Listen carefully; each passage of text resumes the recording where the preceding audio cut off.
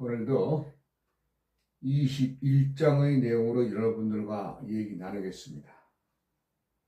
21장의 첫 문장에 공덕지용하니 유도시종이니라. 도지이물하지만 유황유홀이니라. 매우 큰 덕은, 매우 큰 인자함의 모습은 도를 품고 따르는 데서 나온다.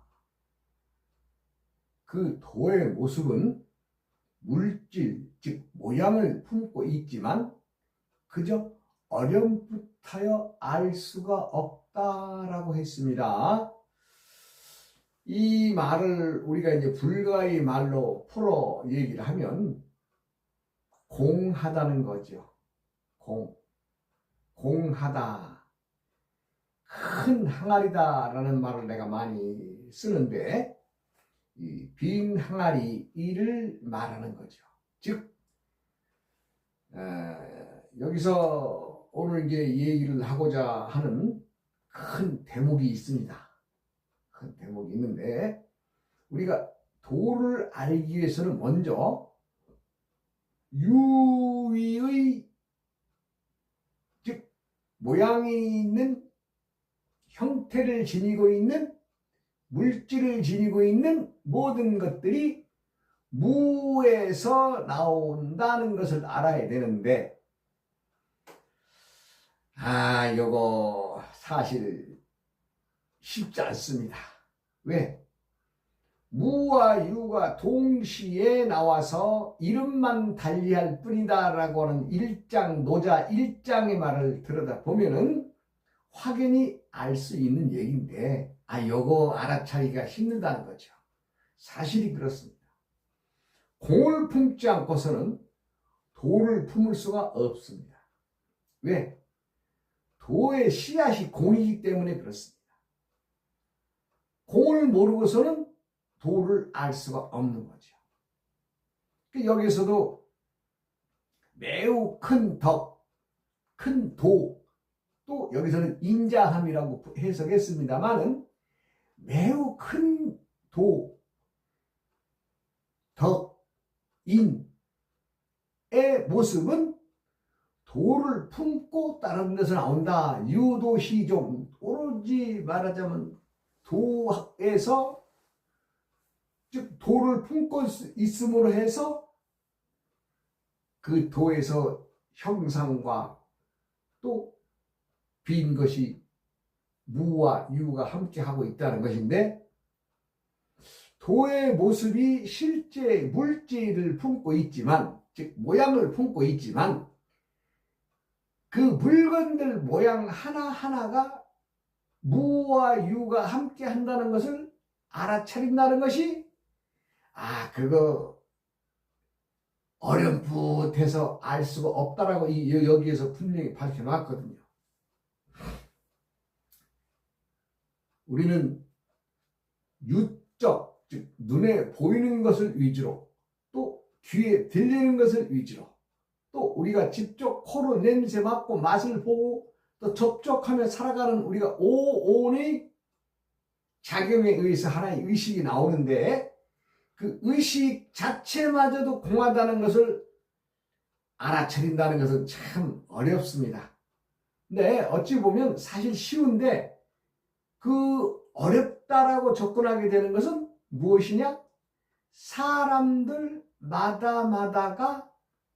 자신이 지니고 있는 아름아름으로 해석하려고 하기 때문에 그렇다는 거죠. 그렇기 때문에 이 빈 항아리, 이 공을 인지한다는 것은 참 어렵습니다. 그리고 도를 품는다, 도통한다, 자성부처를 만난다, 우리가 한 소식을 한다, 이런 모든 것들이 나도 비어있고 너도 비어있다는 것을 아는 것인데, 내가 정확하게 얘기하죠. 정확한 것은 도를 품는다고 하는 것은 나만 비어있는 것이 아니라 너도 비어있다. 즉 나와 대상이 함께 비어 있다는 것을 알아차리는 것인데, 우리 스님네들이 말로는 한소식 한다고 하는데, 그 한소식이라는 것이 깜빡깜빡하면서 이것이 이거구나, 이것이 이것이라구나라고 하는 것을 작은 어떤 아름아름의 깨달음, 아름아름의 알아차림을 말하는 것인데, 그것 한소식 한다는 것하고는 전혀 다른 겁니다. 예. 우리가 편의상 너도 도인이고 나도 도인이고 서로 뭐 급수가 있다 그러네요. 요즘에는 또 얘기를 들어보니까 웃기는 얘기죠. 도인은 급수가 없습니다.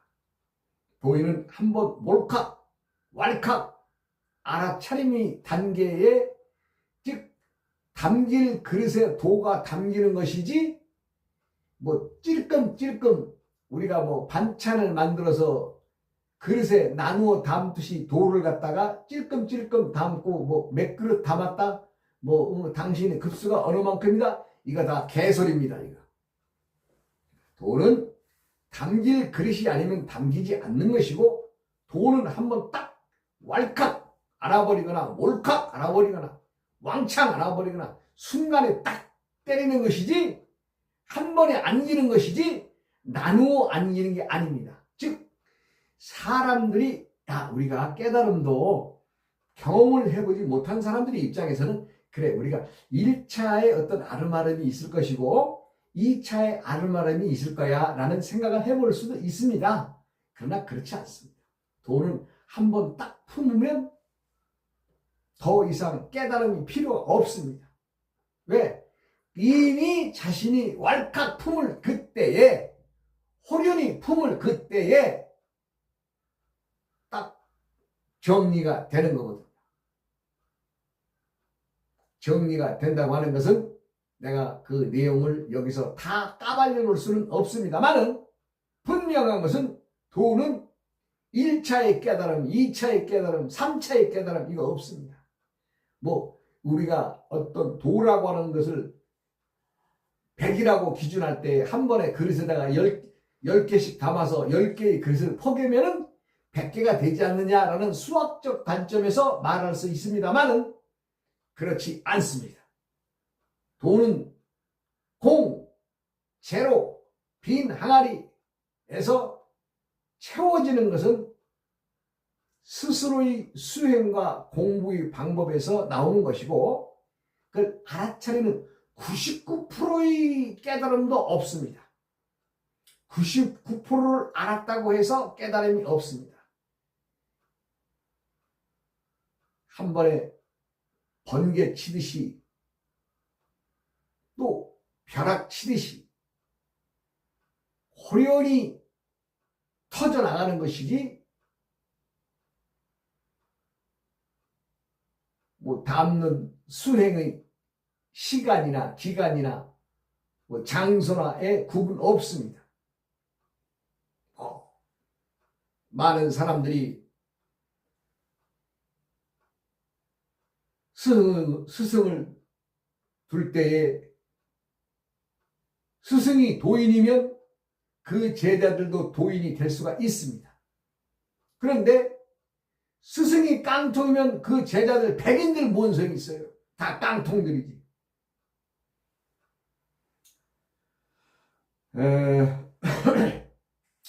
제가 이제 그동안에 중국 불교의 달마에서부터 이제 내가 6조 회능의 일일까지 얘기를 하고 있습니다만은, 오늘은 제가 이제 마지막 6조 해능 스님에 대한 얘기를 해볼까 합니다. 해능 스님이 이제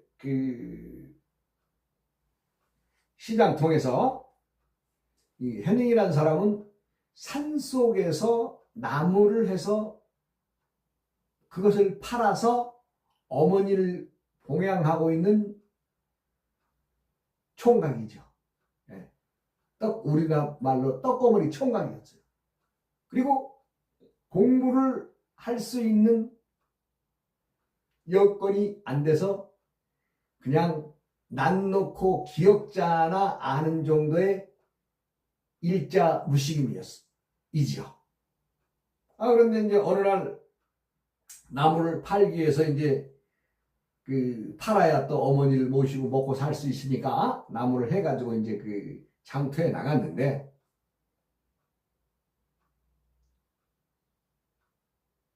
장터에서 어떤 스님이 말하자면 이제 사람들을 이렇게 모아놓고 금강경을 이제 해설하는 그런 대목이 있었는데, 우연히 이렇게 지나치면서 들리는 말이 뭐 들었냐?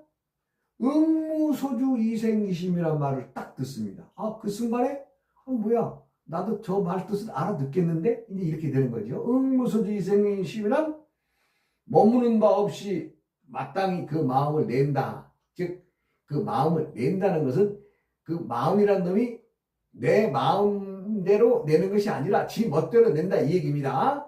나는 거기에 머문 바 없는데 내 마음은 그냥 지 멋대로 생겨간다, 이런 얘기를 하는 건데, 그걸 알아차리는 거죠. 근데 그 한마디를 듣고서는 해능이 이제 귀가 이제 뚫려서, 저거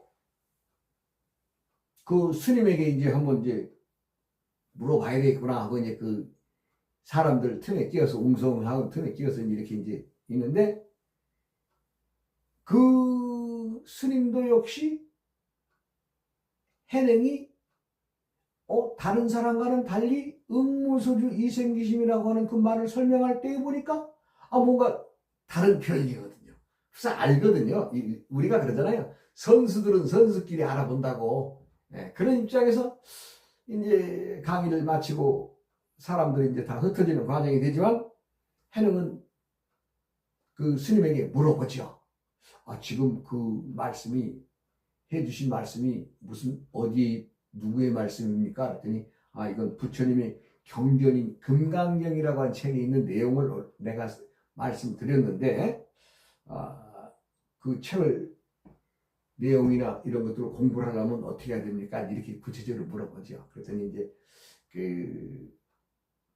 황매현에 있는 이제 절에 가보시면 그 절에서 공부도 할 수 있고, 또 홍인대사라고 하는 큰 선사님이 지도하시기 때문에 많은 사람들이 이 금강경을 말하자면 이제 배우고 부처님의 그 선법, 신법을 배우고 있습니다, 이렇게 얘기를 해주죠. 그러니까 어찌됐건 참 나그네의 도움으로, 왜 해능이는 쉽게 말하자면 아주 가난한 삶이기 때문에 어디 가서 공부를 한다 할 때에 가장 걸리는 게 어머니거든요. 어머니를 자기는 어른이 모셔야 되기 때문에 그 어머니를 모시지 않고서는 어떤 일을 할 수가 없어요. 그런데 그 스님이 이제 말하자면 도움을 주죠. 줘서 이제 황매현에 있는 그 절 부근에 이제 집을 얻어주고 어머니를 살 수 있는 모실 수 있는 돈을 주어서 어머니를 그 절 부근에 모시고, 말하자면 자기는 이제 출가 아닌 출가를 하죠. 말하자면 이제 홍인선사의 이 문화에 들어가게 되는데, 홍인선사가 이제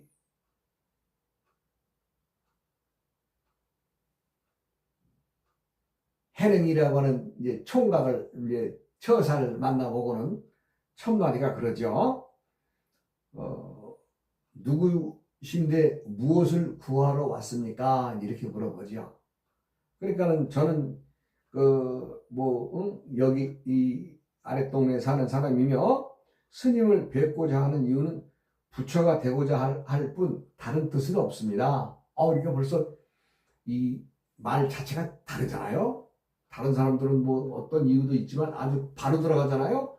나는 그냥 부처가 되고자 할 뿐 다른 건 없다. 난 오로지 부처에 대한 공부만 하겠다, 이 얘기인데, 쭉 이렇게 해보니까 일자무식이거든.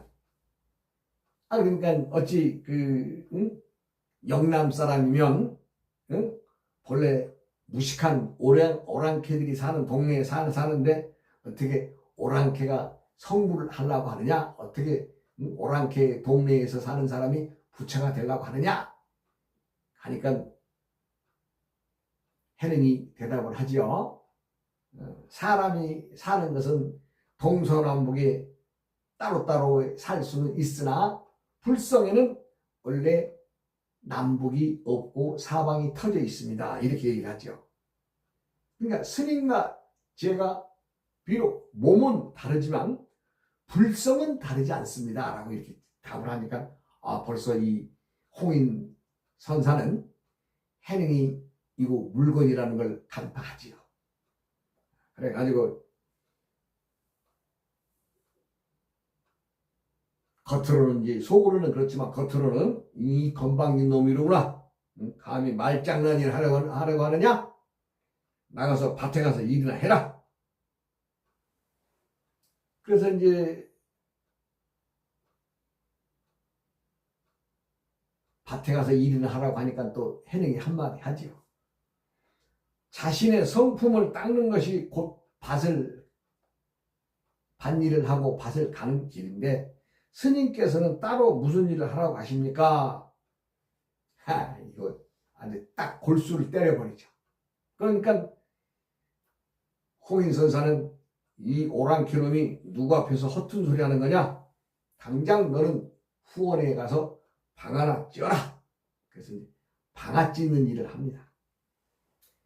이제 방아 찢는다는 것은 이제 아침 일찍 일어나서 스님들 그 식사할 수 있는 그 쌀을 말은 지금 현재 도종기계가 있으니까 쉽지만 당시만 해도 그래 전부 다 방아를 찧어서 냈으니 얼마나 힘든 일이겠어요? 그러니까 방아를 찢는다든가 시간이 나면 나무를 한다든가 장작을 팬다든가 하여간 그러한 일을 맡게 되는 거죠. 그러나 하느니는 벌써 홍인 선사와의 대화 속에서 이미 선사의 뜻을 간파하고 야 너 내가 부를 때까지 거기에 처박혀 있어 이러한 그 암시를 줬기 때문에 홍인 선사의 부분에는 얼씬도 하지 않는 거죠. 왜? 스승이 벌써 지시를 내렸으니까. 그래서 방아 찢는 일만 쭉 하고 8달 8개월 정도 이제 방아 찢고 나무도 패고 이제 이런 잡스러운 일을 이제 하고 있는데 이제 해능이 이제 글을 모르니까 어느 날 이제 열심히 자신이 일만 하는데 어느 날 후원을 이렇게 거니는 그 홍인 선사가 해능의 곁을 지나면서 한마디 툭 던집니다. 자네가 내 뜻을 알겠는가? 예. 그래서 저는 스님의 방문 앞에는 얼씬도 하지 않았습니다. 딱 한마디 물어보고 한마디 딱 대답하는데 이미 딱 떨어지는 거 아니에요? 그러고 나서는 이제 해능이 8개월이 지나서 어느 날 홍인 선사는 대중들을 불러놓고 내가 이제 법을 전해줘야 될 시기가 돌아왔으니 각자가 깨달음이 있는 만큼 시를 지어낼 것이니 개성을 지어 와라. 그 가운데서 참으로 진리에 밝은 사람이 있으면 내가 그에게 의발을 전하겠다. 즉 전법을 해주겠다 이 얘기죠. 그런데 그 절에는 그 동선사 당시 그 절에는 그 신수 스님이라고 하는 그 상자가 계셨는데 이분이 이제 말하자면 이제 자타가 인정하는 집안도 좋고 또 공부도 많이 해서 학문도 깊고 또 이 홍인대사와의 인연도 오래됐고 하기 때문에 모든 대중들은 당시에 한 2,000명 정도의 그 스님들이 거기서 같이 생활하셨다는 기록이 있는데 어지간 다른 사람들은 아예 그냥 이거는 틀림없이 신수 스님에게 법이 전해질 것이고 신수 스님이 말하자면 이제 쉽게 말하자면 대장 스님이 된다 이런 얘기죠. 그렇게 해서 다른 사람들은 아무 생각도 없죠. 그런데 이제 자신이 그 깨달음을 개성을 하나 지어라. 그러니까 이 신수 스님들이 고민에 빠지죠. 그래가지고 이제 어찌되었든 시를 하나 딱 이제 지어서 벽에다 이제 붙여놓습니다. 몸은 보리수요 마음은 밝은 거울이며 부지런히 갈고 닦아 먼지 않고 때묻지 않아야 된다. 이렇게 해서 이제 신수 스님이 딱 이제 그 개송을 지어서 이제 벽에다 써 붙여놨다고 그러니까 많은 사람들이 가서 그 신수 스님이 쓴 것을 가지고 이제 뭐 대단한 거다 어찌든 막 이렇게 이제 설왕설래가 있겠죠. 그래 이제 그것을 홍인 스님도 쓱 지나가면서 보죠. 그리고는 아직 여물지를 못했구나. 부처의 그 대도의 그 신법의 가장자리 정도에 있는 시라는 것을 알아차리죠.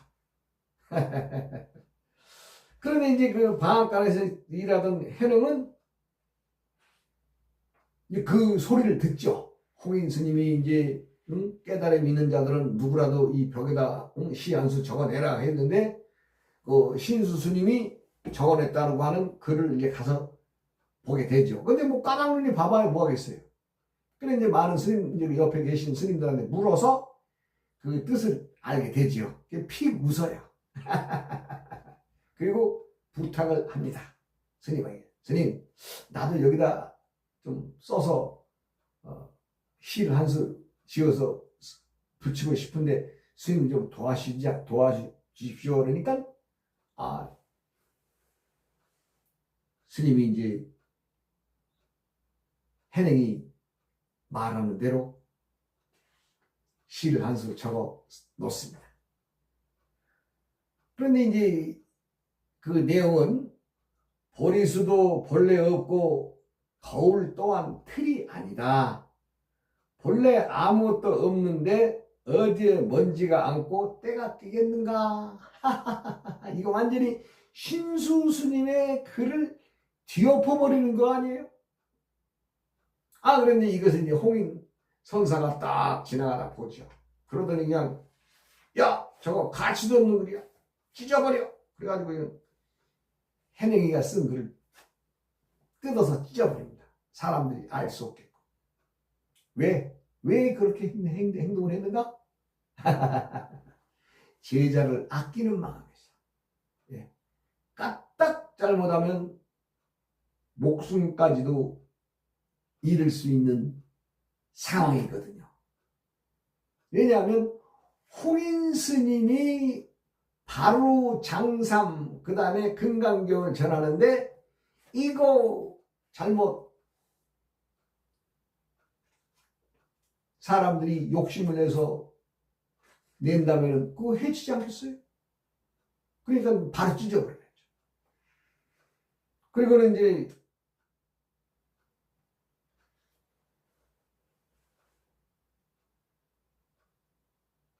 홍인 스님은 며칠 있다가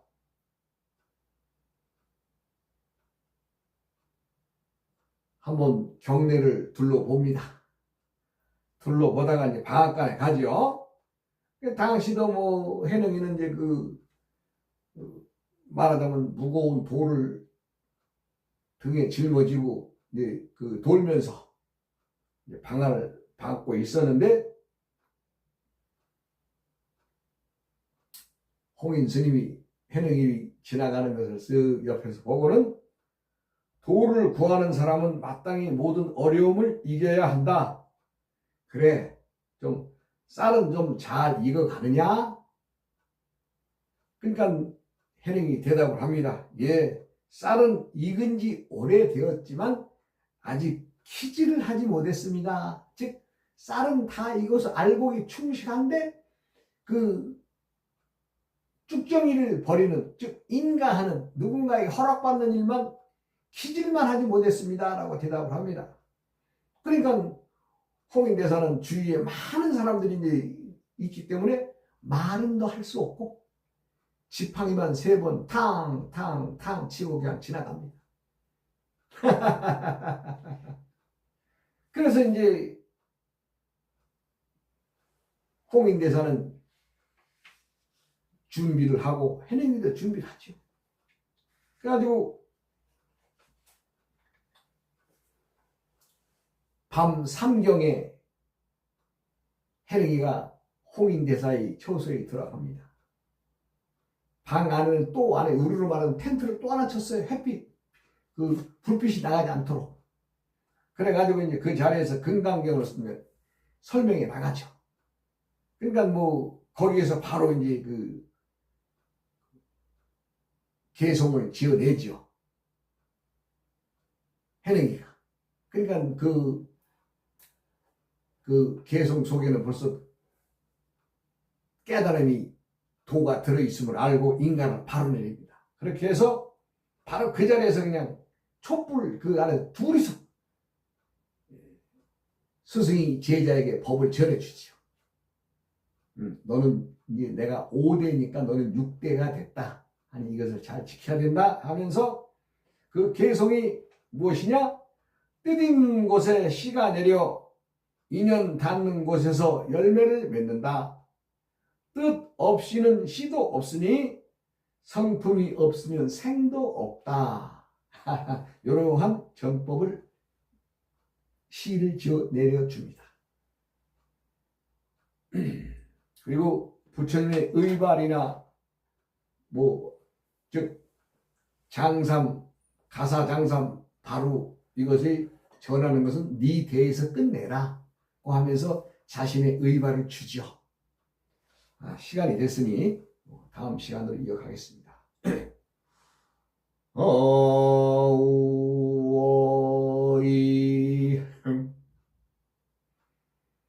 우이아어